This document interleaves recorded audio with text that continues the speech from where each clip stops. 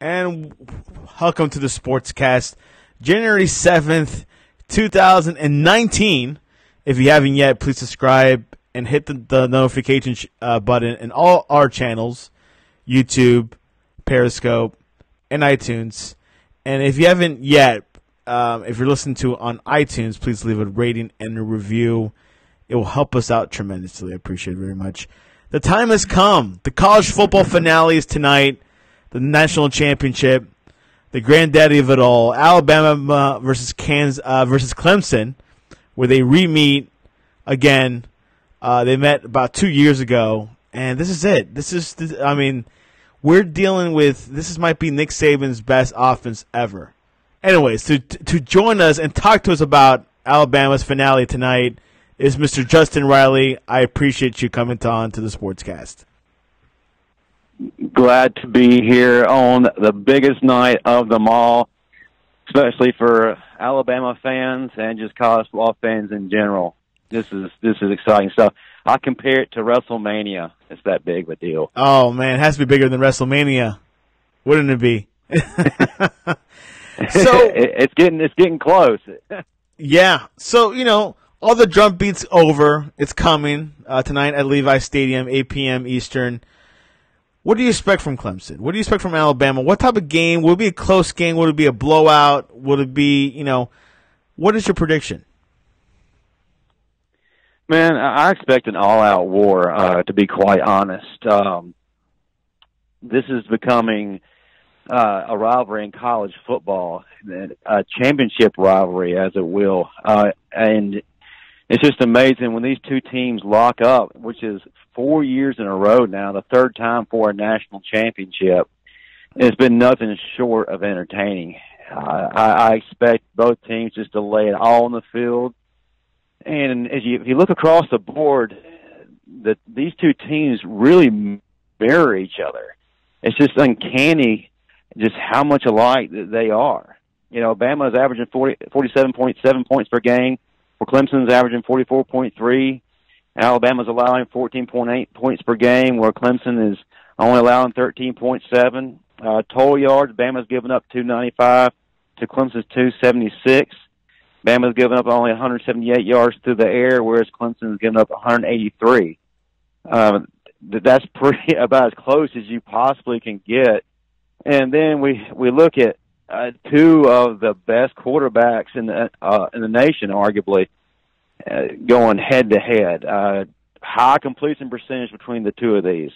You got one of the best backs in college football, Travis Etienne, going against the running backs by committee backfield of Alabama. And then the defense is basically an NFL squad on both sides, man. It's just amazing just to consider how much talent's going to be on that field tonight. It's definitely going to be a matchup between two teams that know each other pretty well by now. Alabama came back to beat Clemson for a national championship to cap the 2015 season. Clemson returned the favor in 2016. The championship before, in 2018, the Tide topped the Tigers in the All-State Sugar Bowl before upending Georgia for another title. And there are plenty of holdovers from those three, from Wilkins to coaches to the undeniable heavyweight fight comparisons. But a whole lot has changed. We're digging into the details. They say this is Nick Saban's best offense, and this is also Clemson's best defense. Do you think so? Well, absolutely, and you are right in that there's a lot of holdovers from both teams, man. It seems like, the same players have been there just endless years. I mean, look at Hunter Renfrow. I think he's been there about 10 years. I believe he's probably a professor now teaching classes. He's been there so long. Absolutely, across the board on the defensive side for Clemson, man, you can't get any more powerful than what they're boasting on the field tonight. They're going to be without the services of Dexter Lawrence. Well, they still got Christian Wilkins, Clelin Ferrell, Isaiah Simmons at safety. They also got Bryant, Kendall Joseph at linebacker. And, they've got a pretty loaded defensive backfield. So it would be hard pressed to find a better defense out there. And then on the other side of the field, you got Alabama's offense. Man, arguably the best offense, like you said, that Saban and his crew have ever put together or ever imagined. Tua Tagovailoa and his host of receivers have just put on an air show like we are not used to. Usually in the past it was ground and pound with the occasional pass. Not anymore. It's just scorch it down the field with Tua all day and all night, man. It's just been amazing to see what they've been able to do. And it's not just one player, it's not just two players, it's several players. Now the running game isn't quite as good stat-wise as they typically are, but it does not detract from how good they really are. It's just the receivers have just been putting on a show and stealing the thunder, as it were. Alabama's X factor is safety Deontay Thompson. He will have his hands full with all the Clemson receivers, but Hunter Renfrow is another animal. Thompson can ask his predecessor, Micah Fitzpatrick, about that. Fitzpatrick is a first-round pick and perhaps the best defensive player back ever to come through Tuscaloosa, was torched by Renfrow in the team's 3 previous playoff matchups, where he caught a combined 22 passes for 211 yards and 4 touchdowns, including the winner in 2016. This game bearing a 18-year of eligibility will be Renfrow's last chance to hurt the Tide, and it's up to Thompson to stop him on those pivotal third downs and red zone opportunities where he has been particularly effective. How important will that matchup be?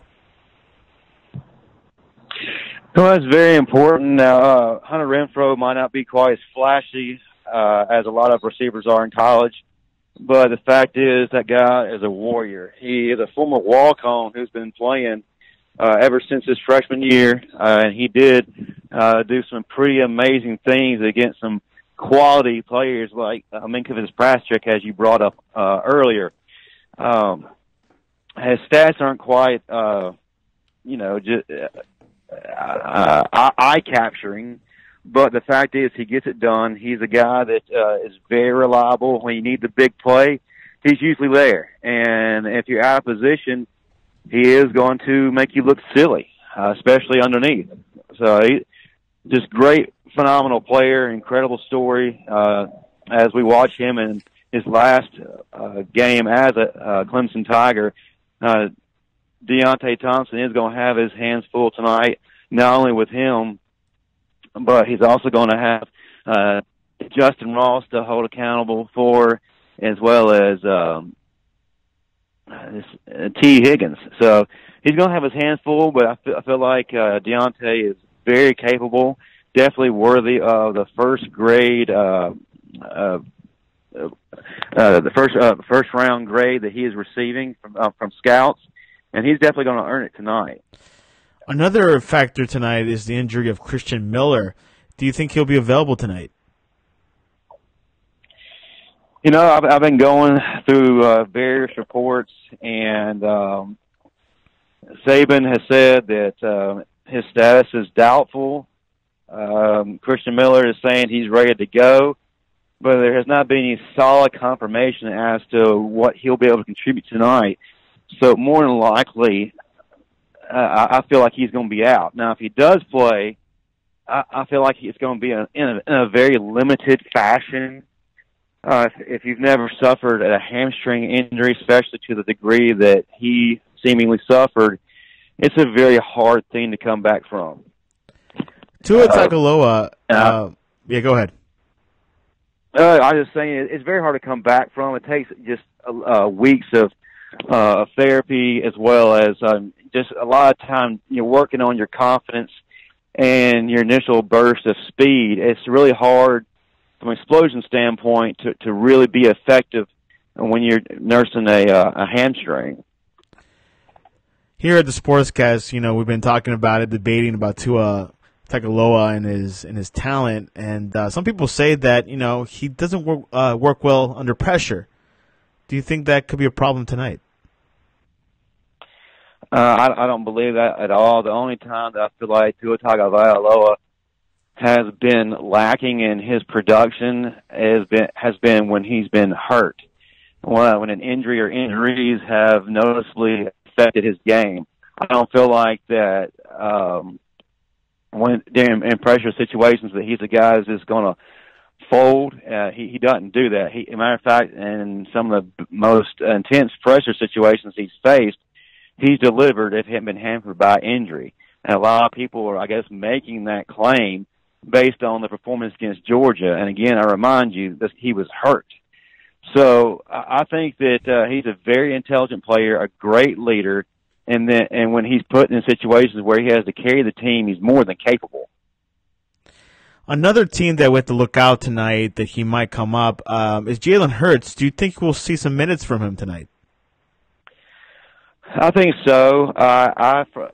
From a fan standpoint, would like to see him used in more packages this game. In this previous game against Oklahoma, he was used in the first half as a receiver, quarterback, running back, what have you. And then the second half, we didn't see any packages with him in it. I think that it needs to be continued in this game. I think just to keep Clemson's defense honest and keep them guessing and cause a little bit of confusion. And I think as a leader, you've got to have him in there. He's got to be on the field, and I think he's got to come up with some kind of packages to keep Clemson off balance.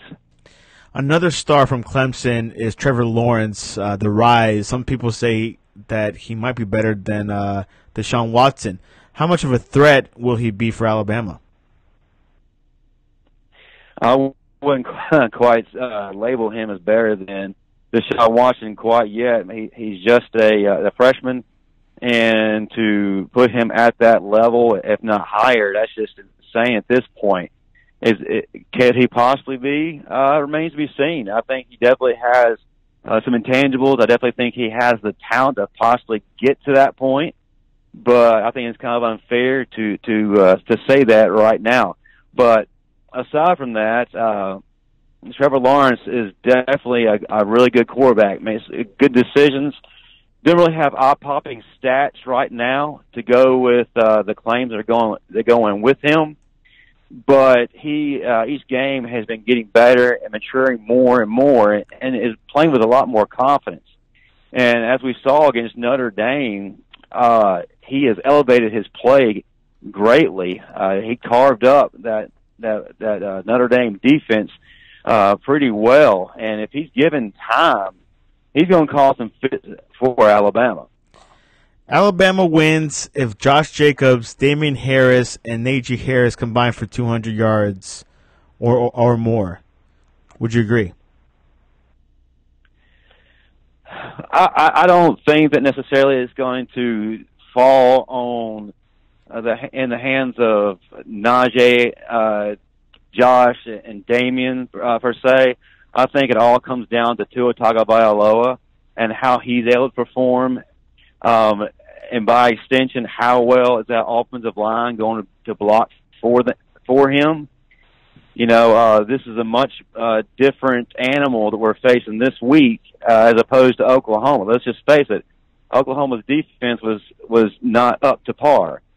This defense is. So we're going to really see how well this offensive line is going to protect Tua, and if the suspension of Deontay Brown is going to be noticeable. But I think it falls on Tagovailoa. I think that Alabama is going to have to win through the air at first because that defensive line and linebackers of Clemson are going to be loading the box and coming hard. So I think it's going to be tough to find some running room early on. So that's why Alabama is going to have to wear that defense down through the air at first.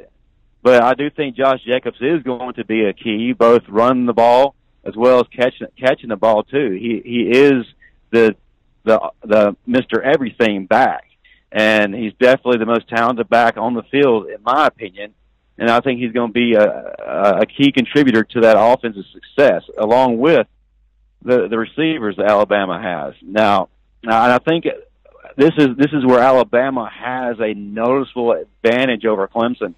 Clemson has a couple of good receivers in T. Higgins and Justin Ross and Renfro, but Alabama has 5 receivers: Ruggs, Devontae Smith, Jerry Jeudy, Irv Smith Jr., Jalen Waddle, and then if you want to call it a 6th receiver, that'd be Josh Jacobs when he lines up at slot or catches balls out of the backfield.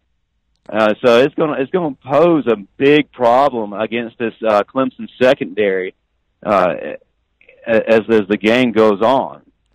Clemson wins if Tagovailoa spends some time on his back.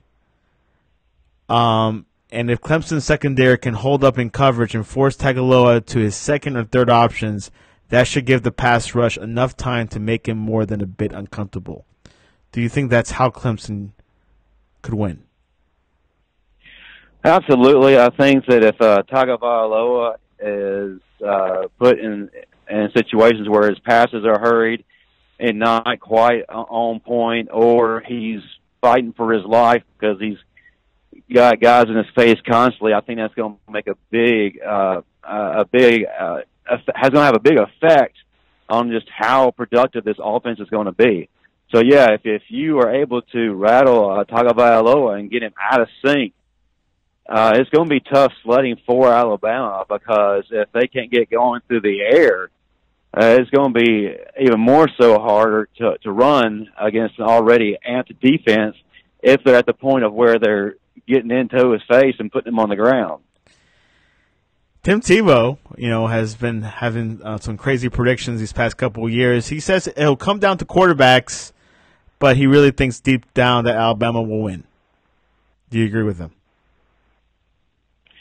I think it does come down to quarterbacks. I think Tua's going to have to be healthy. He's got to be able to make his throws. I'm not thinking that he's going to have the success that he found against Oklahoma. I think that he's going to get his yards in spurts.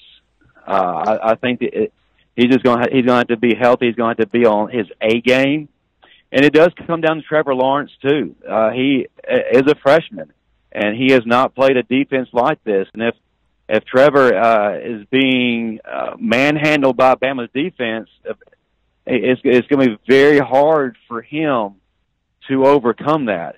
If Alabama is able to get penetration and get some sacks or rush throws or, cause some lost downs here and there, it's going to allow 2 or more opportunities to put points on the board and the offense to just get out of the garage and head down the interstate and not look back.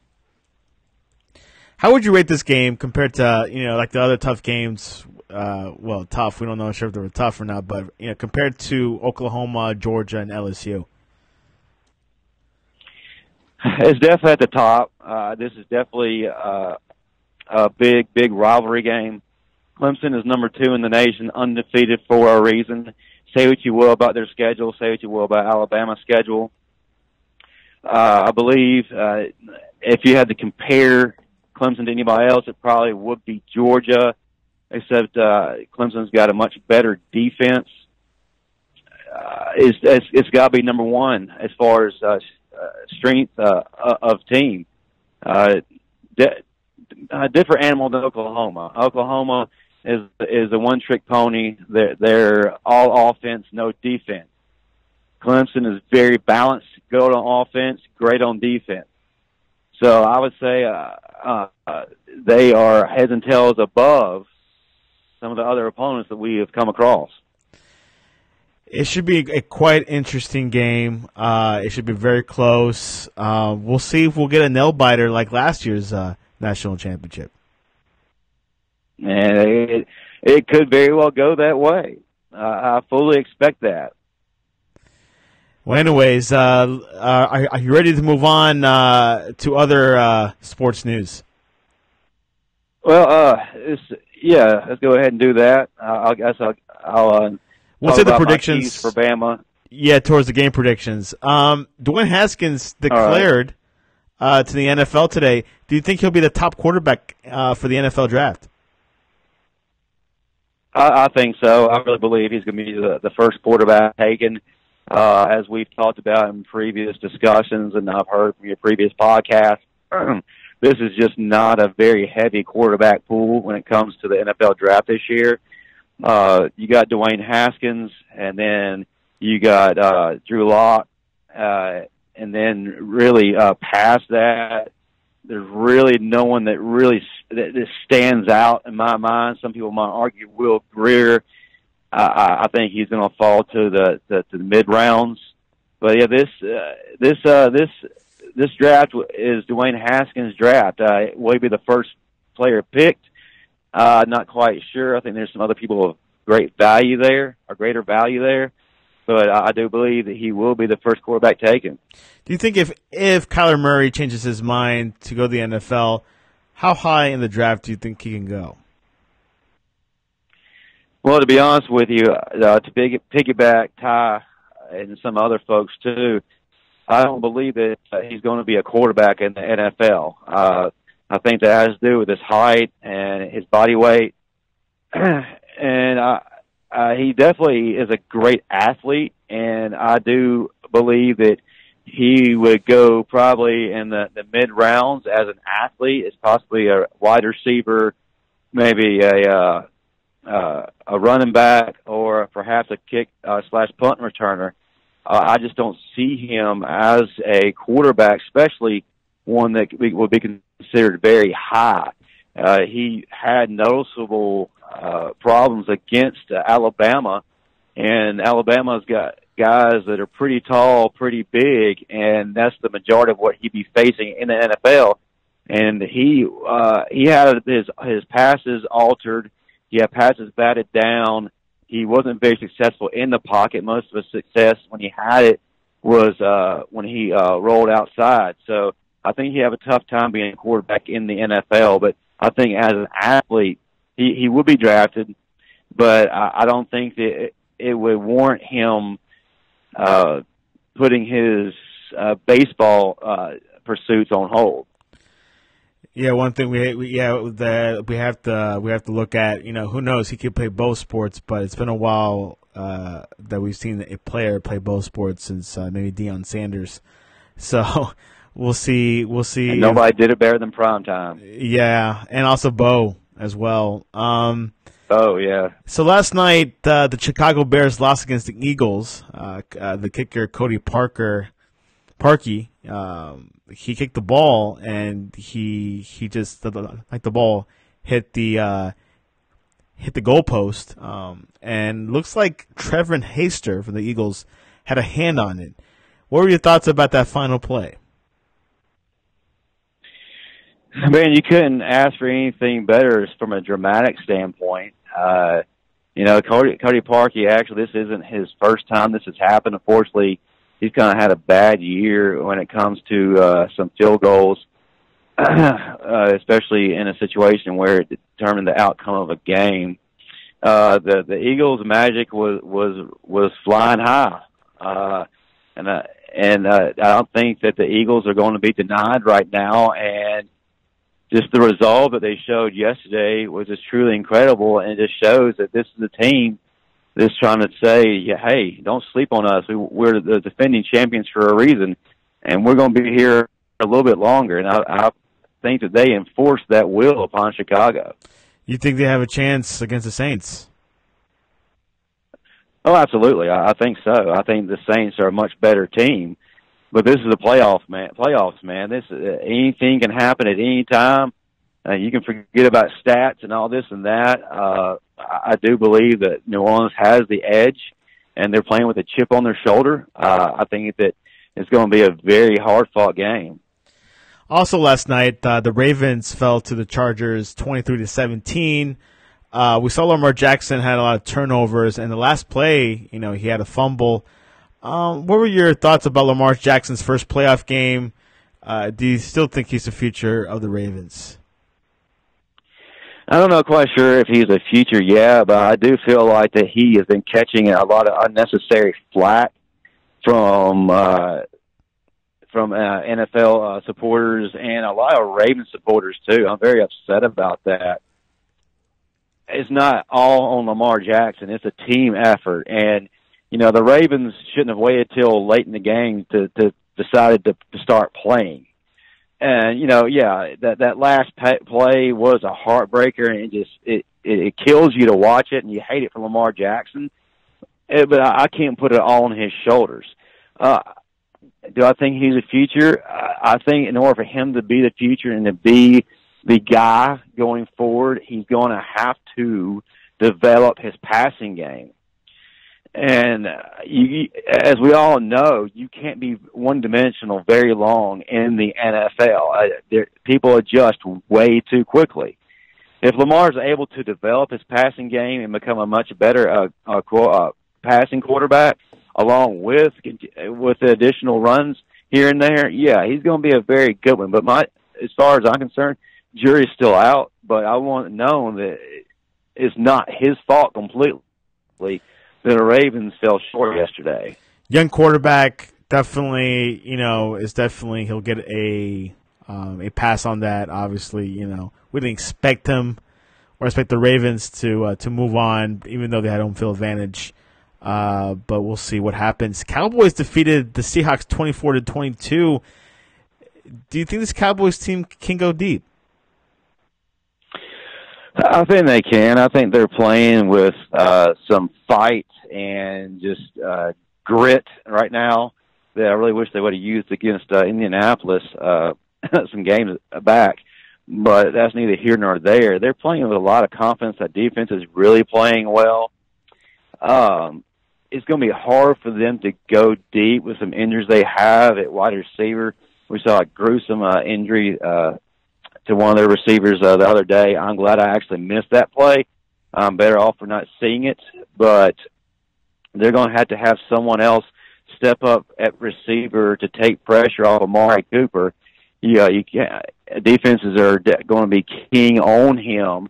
I feel like this is the time that Tavon Austin is going to have to step up. He seems to be in much better health now, and this is a time where the Cowboys need him the most. Cole Beasley isn't quite 100% yet.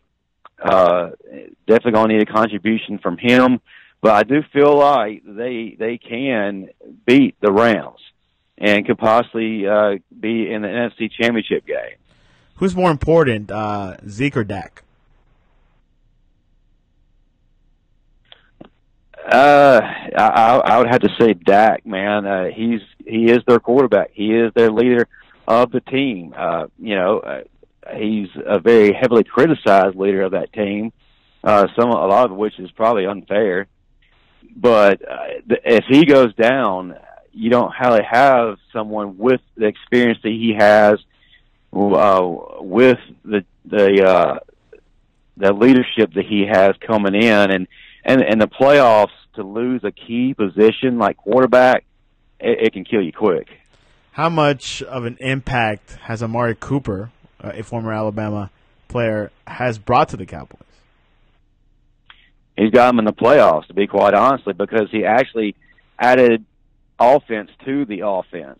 And what I mean by that is he added that missing dimension, and that was in the passing game.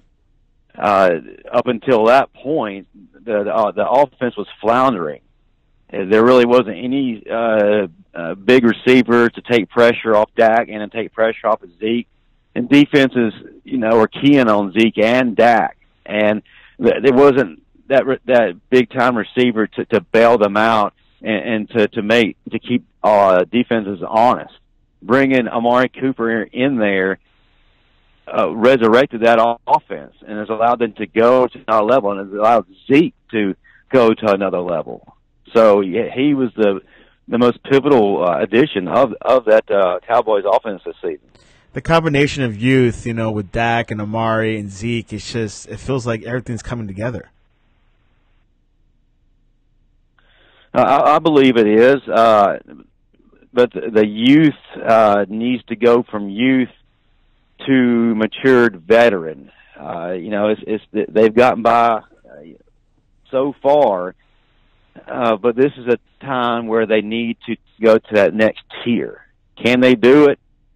Don't know. We will see. You think they have to do it this year? I don't think they have to. I think a lot of people want them to, especially a lot of the Cowboys fans and a lot of people who are really watching the coaching situation at Dallas. I feel like a lot of people feel like the Cowboys have got to do it all now, or there's going to be some talks of coaching changes there. So I honestly don't feel like this is the time. I feel like Jason Garrett needs another year with this offense and probably adding a few other key pieces to really take it to the next level. Which they're missing one of their main players for the offensive line. I think it's Kendrick is his first name. I got to see here. But yeah, I think the Cowboys are definitely looking like the 90s team. It really resembles a lot of it. So we'll see what happens. Their next game is against the LA Rams. Rams have not done well. They're going to neutral ground, I would say. Coliseum has not filled out, but we'll see how the Rams fans come out. And college news, Cliff Kingsbury from USC was reportedly blocked by USC to get to go have interviews with NFL teams. What were your thoughts about USC's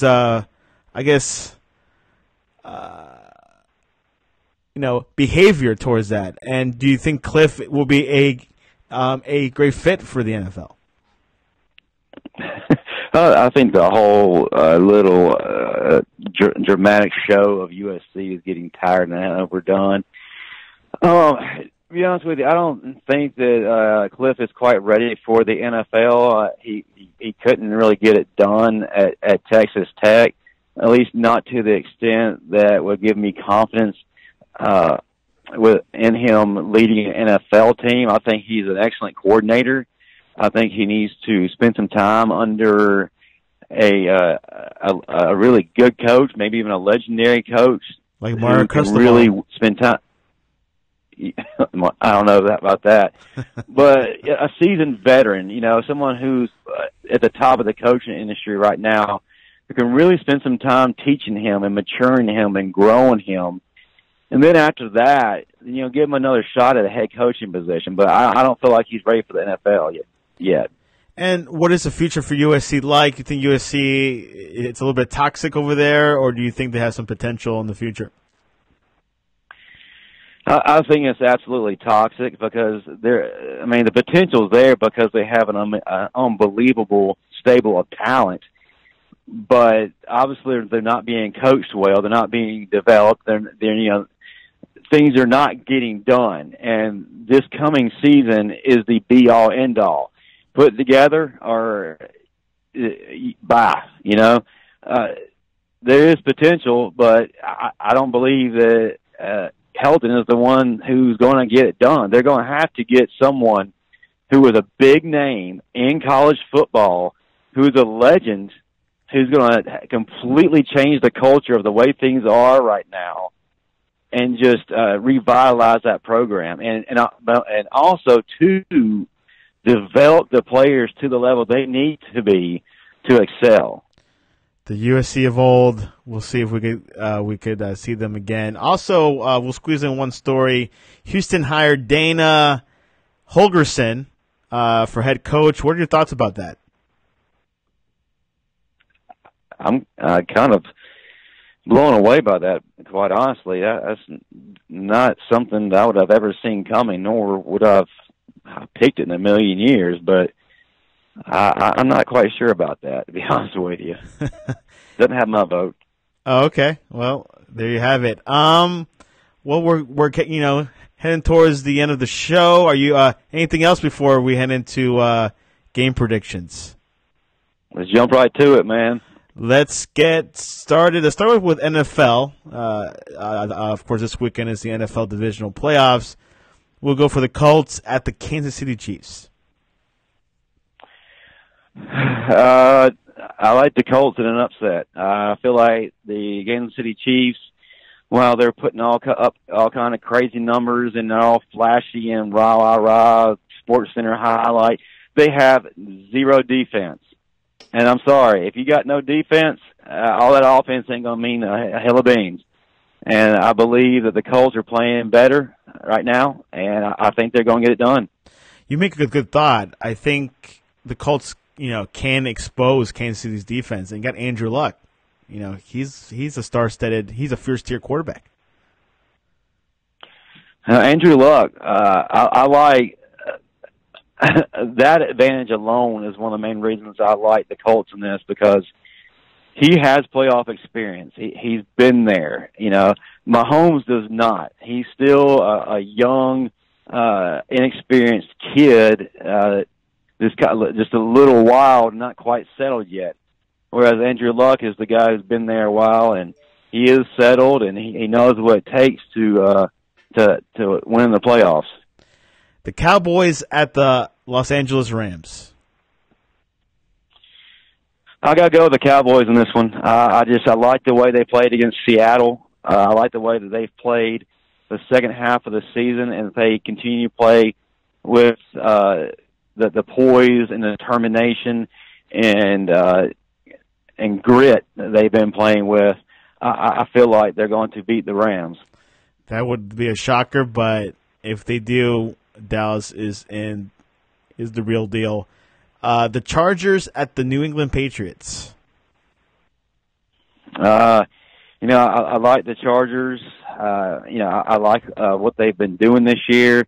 But at key points where they really could have done greater, they fell short. Especially when it came to losing some games they really shouldn't have, and could have, and definitely affected their seeding and placement in the playoffs.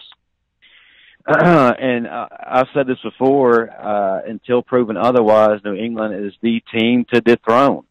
Are they playing as well as a typical New England team does? No, not necessarily, but it's New England. And until they're knocked off their throne, they will defend and defend well. So I believe New England's going to win. Yeah, that's one of the games that everyone's looking at closely, but we'll see what happens in New England. The Flying Eagles at the New Orleans Saints. I think that out of all the games to watch this weekend, that's probably going to be the one to watch. I think it's going to be a hard-fought game.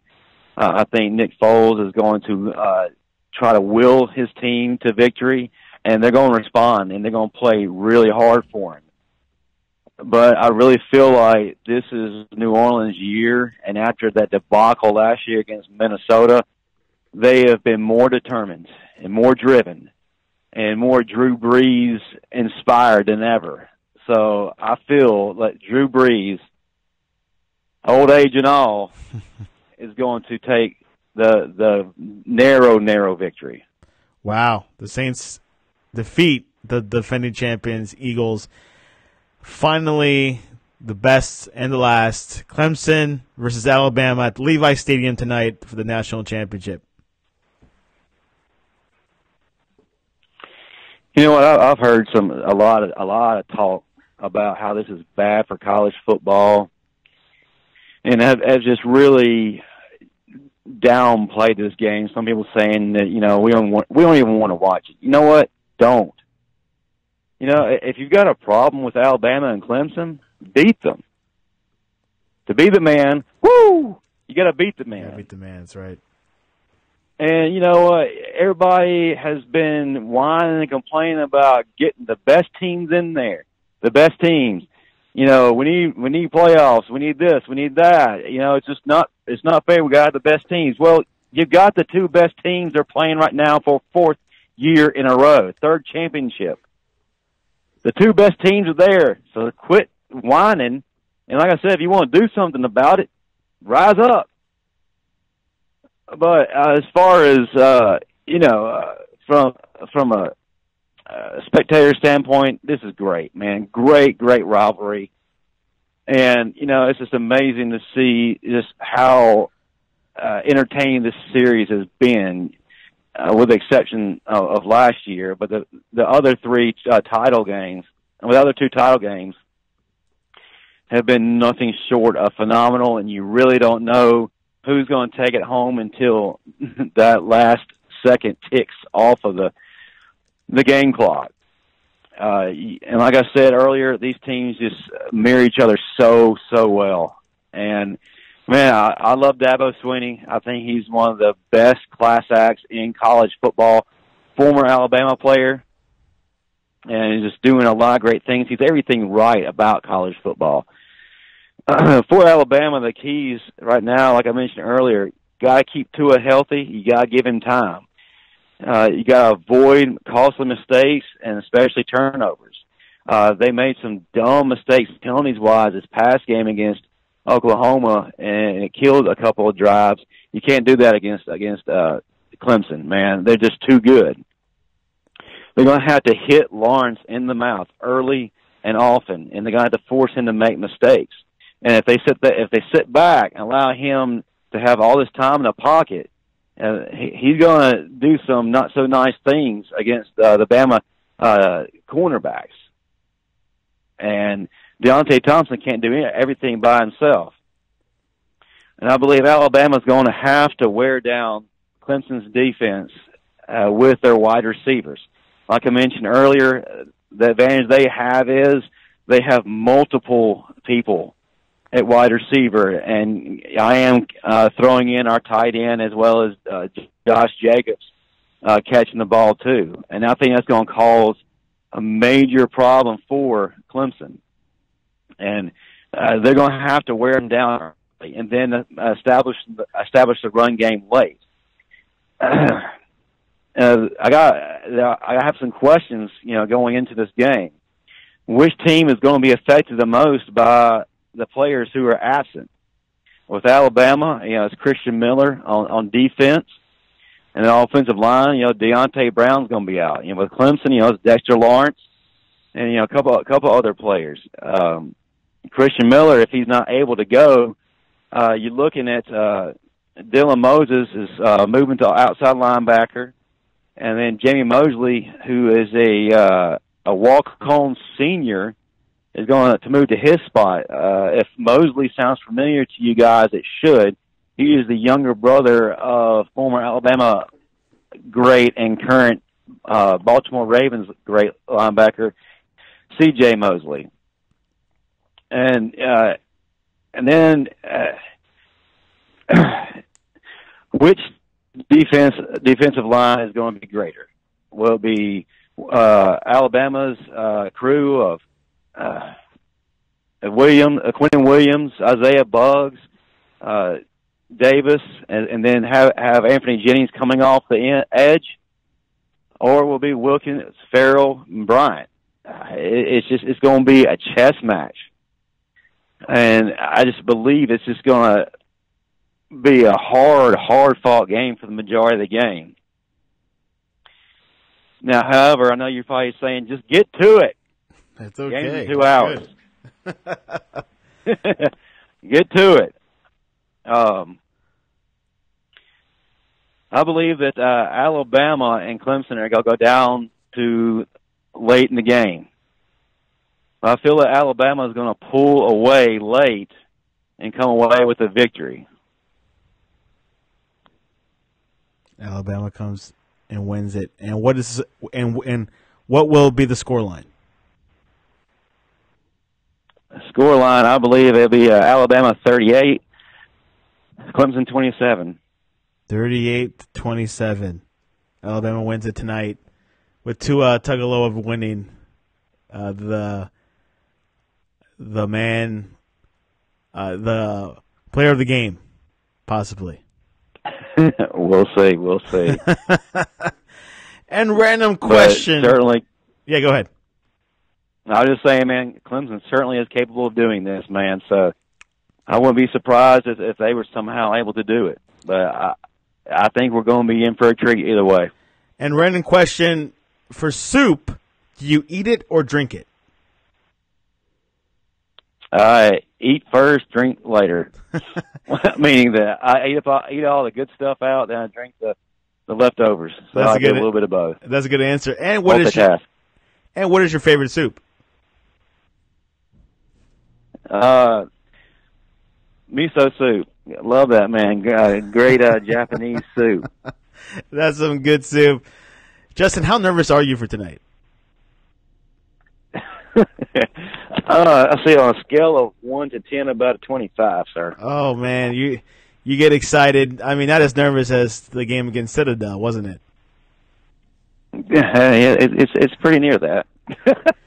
Well, I do think tonight's game is going to be very close. I think this might be the best matchup for Alabama all season. I thought that it would be LSU, but it wasn't. And I also thought Georgia was a good matchup as well. But this one might be closer. Trevor Lawrence he's innocent, he's fresh, and I think he wants to take it on. But I still think Alabama's going to win it. I hope it doesn't go tight. I mean, I don't see it happening, but Clemson does have the best defense they've ever had. But it should be a good one. But it will be tight. Alabama will win it. We'll see if we'll see Jalen. I won't be surprised if they put him in, for plays that they need score some points. But now, which is better? Is it Clemson's secondary or their or their D line? They've got a great secondary, but I think their bread and butter is that defense up front. Oh, I gotcha. Well, they got both ends. Well, anyways, let's not worry about it. We'll watch tonight's game. Justin will be back on the recap maybe later this week or next week. But if we wait till next week, the fun will be over. So hopefully we'll have you back later on this week. How about it? That's the plan, man. I'm for it. And Justin, how can people reach you tonight, to watch the game with you for the national championship? You can email me 121training, number 121, spelled out training @gmail.com. Or you can find me on Facebook /121training. But if you really want to talk to me, I will be on Twitter commenting throughout the night at 121training, which is also how you can find me on Instagram as well. And if you're one of the few that are thinking about losing weight for the resolutions, you could also contact you, right? Absolutely. It's that time. Give me a call. I was in the gym this morning, and the gym was half empty. I mean, I thought it was going to be full, to capacity, but it actually was not. It was just like another holiday day. Hey, it's coming, buddy. I'm telling you. It's coming sooner than you think. Anyways, thanks for coming on to the Sportscast. Please follow us on YouTube, on Twitter, and we have our website, thesportscast.net. Follow us there. Our podcasts are up there as well, and we'll be commenting, and hopefully we'll giving you some great recap of the game tonight, the national championship. The Sportscast loves college football, and we'll give you full coverage. We got Ty later on this week talking about recruits, hiring. LaFleur got hired by the Packers, so we have a lot of news in college, NFL, divisional playoffs, and of course the NBA started steam towards the playoffs. Justin, thanks for coming on to the Sportscast. Thank you, buddy. Roll Tide.